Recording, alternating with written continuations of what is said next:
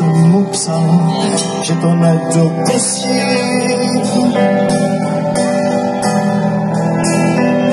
On mlčel a já pak křičel asi, že zapomíná na přesčasy, že jsme tým, ty a já jen my dva, že tě neopustí.